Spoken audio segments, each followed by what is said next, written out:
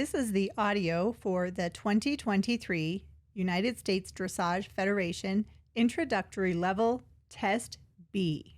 The purpose of this test is to introduce the rider and/or the horse to the sport of dressage, confirming that they are beginning to develop an understanding of correct dressage basics.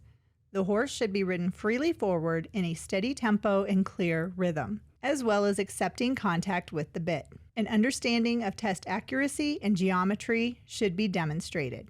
Let's begin. A.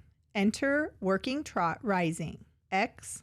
Halt through medium walk. Salute. Proceed working trot rising. C. Track left, working trot rising. E.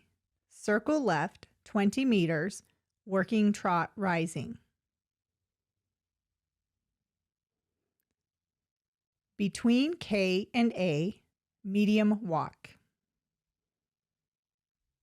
F to E, free walk.